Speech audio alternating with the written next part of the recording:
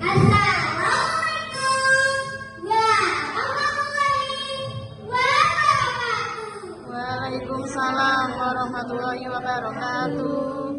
Halo teman-teman hebat. Halo. Halo Ibu Juri. Halo.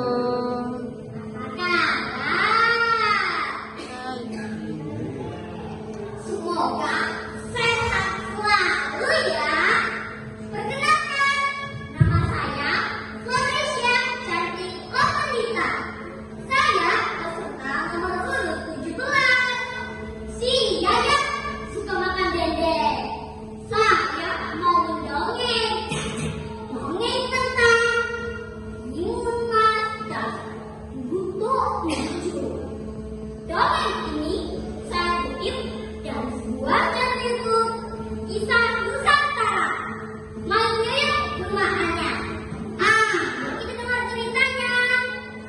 Di zaman dahulu kala katanya ada kisah tentang kisah derita. Hidup seorang wanita bersaudara dan saudara hidup sebatang kara. Setiap sholat berdoa katanya mohon anak sebagai tempat hidupnya. Ia berjumpa raksasa. Ia minta anak kepada sang raksasa.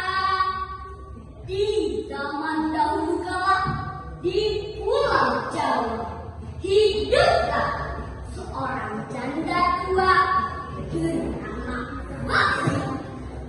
Suatu hari ia bekerja di ladang yang berada di samping rumahnya, yaitu ladang peninggalan sang suami. Bakri ini selalu sabar dan tabah. Setiap hari ia berdoa agar dikaruniai seorang anak.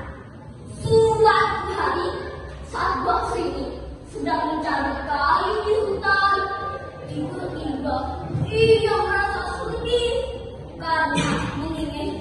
karena mengingat hidupnya yang sebatang kara tanpa sanak saudara. Ia pun duduk bersimpuh sambil menangis sungkan, lalu berdoa kepada Yang Maha Kuasa. Ya Allah, karuniakanlah aku seorang anak agar ada yang menemani hidupku. Tidak saja doa Bakri terdengar begitu.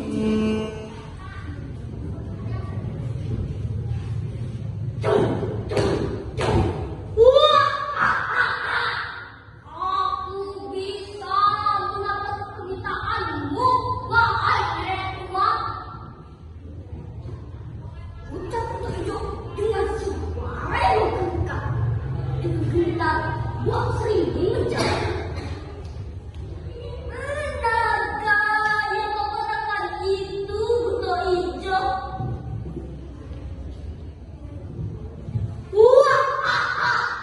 Tentu saja. Tetapi dengan satu syarat. Jika itu anak laki-laki, kau boleh merawatnya hingga dewasa. Tetapi jika itu anak perempuan, kau harus menyerahkannya padaku saat ia berusia 10 tahun dan menjadi sanakanku.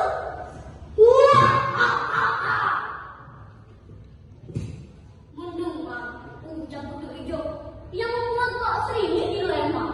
Tetapi ia sudah mampu hidup sendiri, jadi ia terpaksa menerima persyaratan Buto Ijo.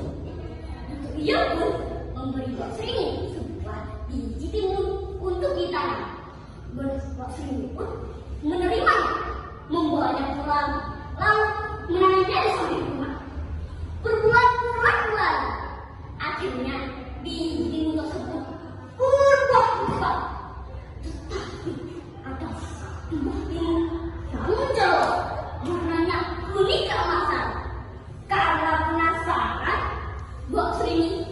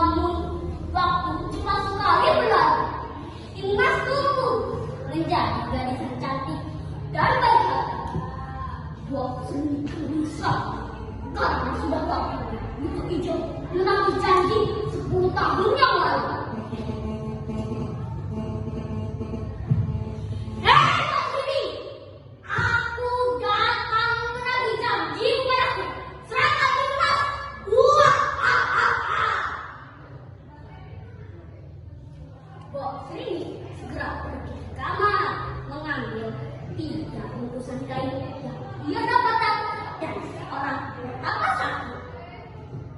Nah, anakku Timun, ambillah ini, lemparkanlah ini satu persatu, sampai hijau menjadi. Ucap Mbak Sri sambil menangis melepas kepergian Timun. Jangan menangis, Mbak. Timun janji akan kembali.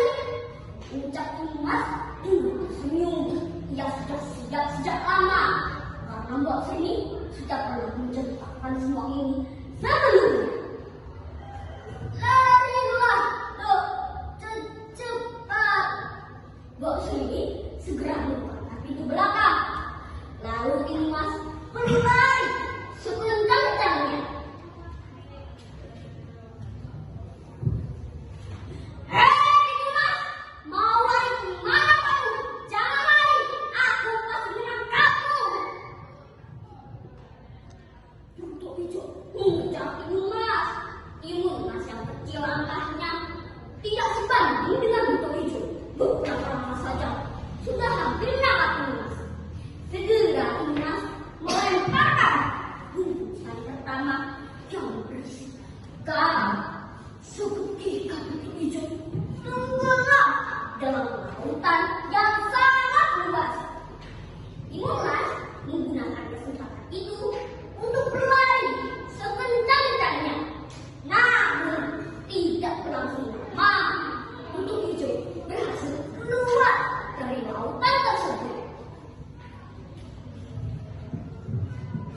Hei Timun, jangan lari, tangkaplah kowe. Buto hijau kembali mengejar Timun. Timun terengah-engah. Buto hijau juga semakin dekat. Tetapi Timun tidak menyerah. Ia terus berusaha berlari sekencang-kencangnya. Segera Timun melempar